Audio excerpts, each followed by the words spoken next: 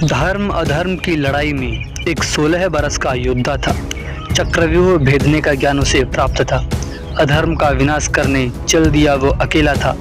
पिता जिसके अर्जुन, माता जिसकी सुभद्रा, भगवान श्री कृष्ण का वो शिष्य था।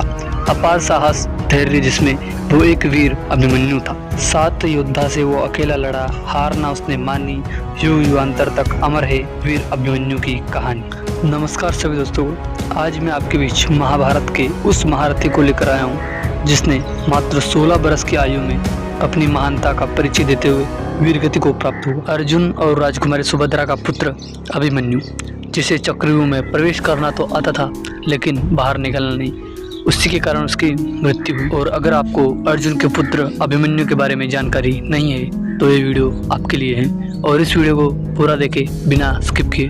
तो चलिए शुरू करते हैं आज का ये वीडियो।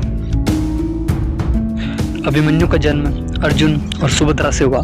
सुभद्रा श्री कृष्ण की बहन। पांडवों के पासा का खेल हारने के बाद द्रौपदी के साथ सभी पांडवों को 13 साल के लिए वनवास भेज दिया गया था। इस अवधि के दौरान सुभद्रा अपने भाइयों के साथ द्वारिका में रही, जहां उन्होंने अपने परिवार के सदस्यों के साथ अभिमन्यु की परवरिश की। उन्हें प्रद्युम्न, बलराम और कृष्ण द्वारा हथियारों और युद्ध के में प्रशिक्षित किया। अभिमन्यु को बलराम ने रुद्र धनुष दिया था। पांडवों द्वारा वनवास समाप्त करने के बाद दुर्योधन उनके धन और भाग्य को वापस करने के लिए सहमत नहीं हुआ। इस प्रकार पांडवों को अपना अधिकार पाने के लिए एक लड़ाई लड़नी पड़ी, जिसका नाम है महाभारत। लोक कथाओं के अनुसार जब अभिमन्यु अपनी मां के गर्भ में था, उसने चक्रव्यूह के बारे में सुना और चक्रव्यूह में प्रवेश करने के लिए आधा ज्ञान प्राप्त किया। हालांकि महाकाव्य में अभिमन्यु अर्जुन से चक्रव्यूह में प्रवेश करना सीखता है और वापस आना नहीं, क्योंकि अर्जुन जब अभिमन्यु की मां सुभद्रा को ये विधि सिखा रहे थे, तब वापस आने की विधि जब समझाने लगे उस समय सुभद्रा को नींद आ गई। इस वजह से अभिमन्यु उसमें प्रवेश करना सीख गया लेकिन बाहर आना नहीं। कुरुक्षेत्र के युद्ध से पहले पांडव मत्स्य साम्राज्य के राजा विराट के साथ रहे। उसने अर्जुन से अपनी पुत्री उत्तरा से विवाह करने के लिए कहा, लेकिन अर्जुन ने उससे विवाह करने से मना कर दिया क्योंकि यह अज्ञातवास के दौरान उसका शिक्षक था। हालांकि उन्होंने अभिमन्यु के साथ उत्तरा के विवाह का प्रस्ताव रखा। अभिमन्यु उससे शादी करने के लिए तैयार हो गया और उन्होंने शादी की। उत्तरा बाद में एक बेटी के साथ गर्भवती हुई। शरीरेखा परिणयम नामक एक लोककथा के अनुसार अभिमन्यु ने उत्तरा से विवाह करने से पहले बलराम की पुत्री सशिर्खा से विवाह किया था। मूल महाकाव्य में इस घटना का कोई प्रमाण नहीं है और स्थानीय मौखिक परंपराएं इसे विकसित करती है। कहानी बताती है कि अभिमन्यु को वत्सला से प्यार हो गया, लेकिन वत्सला के पिता बलराम चाहते थे कि वह दुर्योधन के पुत्र लक्ष्मण कुमार से शादी करे।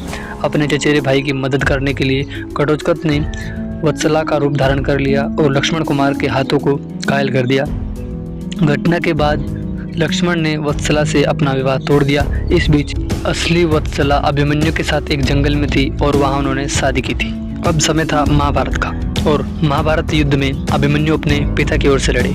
युवा होने के बावजूद उन्होंने युद्ध में बड़ी बहादुरी का परिचय दिया।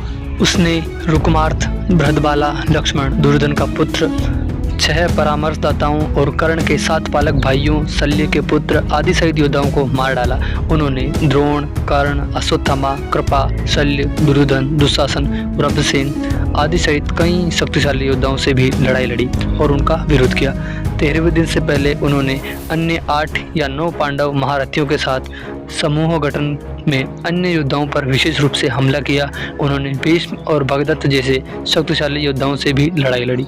युद्ध के 13वें दिन अर्जुन को शर्मा और त्रिगत द्वारा दक्षिण की ओर मोड़ दिया गया। उनकी अनुपस्थिति का फायदा उठाकर दुर्योधन और उसके सहयोगियों ने युधिष्ठिर को फंसाने की योजना बनाई ताकि युद्ध को जल्दी से रोका जा सके और बिना कई सेनाओं को खोए। कौरवों की सेना ने द्रोणाचार्य के नेतृत्व में चक्रव्यूह का निर्माण किया। अभिमन्यु इसमें प्रवेश करना जानता था लेकिन बाहर निकलना नहीं। वह चाल में चला गया। उसके बाद उसके मामा चक्रव्यूह के किनारे के पास अभिमन्यु दुर्योधन के पुत्र लक्ष्मण को मार डालता है। अपने बेटे की हत्या से नाराज दुर्योधन ने द्रोणाचार्य को अभिमन्यु की मारने की योजना बदलने का आदेश दिया, लेकिन शेष 4 पांडव ने अभिमन्यु का पीछा किया। हालांकि 4 पांडवों को जयद्रथ ने रोक दिया था। जयद्रथ ने उन चारों को हराया।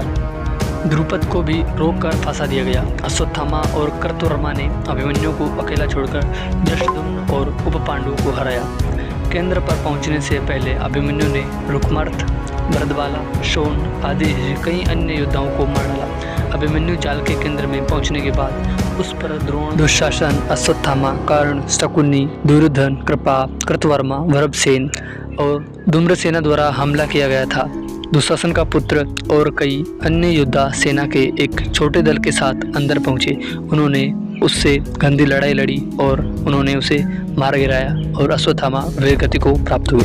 कर्ण, द्रोणाचार्य, कृपाचार्य, अश्वत्थामा या दुर्योधन कोई भी अभिमन्यु के सामने टिक नहीं सके थे। अभिमन्यु को चक्रव्यूह के भीतर द्वंद्व युद्ध में पराजित करना असंभव था, जिस कारण कर्ण ने छल पूर्वक अपनी विजय धनुष से पीछे से वार कर रौद्र धनुष को काट डाला। क्रोधित अभिमन्यु कुछ समय बाजे उतने में ही उनके रथ को द्रोणाचार्य ने प्रहार किया। देखते ही देखते अवसर पाकर सभी योद्धा अभिमन्यु पर टूट पड़े। दुर्योधन पुत्र लक्ष्मण को यमलोक पहुंचाकर अभिमन्यु दुर्योधन के सामने वंश विनाशक के रूप में घृणित हो चुके थे, क्योंकि दुर्योधन के बाद राजा के रूप में लक्ष्मण ही राज्य करते। ऐसी स्थिति में सभी कौरव महारथी के क्रोध, छल और अधर्म का सामना करना पड़ा, जिस कारण उसने वीरगति प्राप्त की। परंतु फिर भी अभिमन्यु ने अंत तक धर्म का साथ दिया। अभिमन्यु की मृत्यु का प्रतिशोध लेने के लिए अर्जुन ने जयद्रथ के वध की शपथ ली थी और अगले दिन जयद्रथ का अर्जुन ने वध किया। 16 वर्ष की आयु में आषाढ़ मास के जिस दिन में महाभारत के युद्ध में वीरगति को प्राप्त हुए थे, उससे एक दिन पूर्व ही अभिमन्यु की पत्नी उत्तरा ने गर्भ धारण किया था। द्वापर युग में सबसे कम उम्र में स्त्री के शारीरिक सुख और संतान जन्म की प्राप्ति करने वाले वे इकलौते योद्धा थे।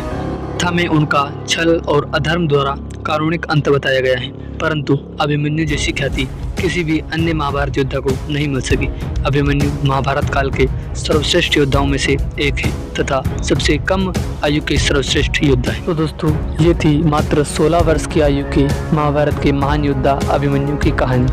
आपको अभिमन्यु की ये कहानी कैसी लगी कमेंट बॉक्स में कमेंट करके जरूर बताएं, ताकि मैं ऐसे ही किसी एक और महाभारत के महायोद्धा का व्याख्यान आपके सामने और आपको मेरे चैनल में इसी प्रकार की धार्मिक, पौराणिक और इतिहास से जुड़े महायोद्धा की महागाथा मिलने वाली। तो दोस्तों, आज के लिए बस इतना ही।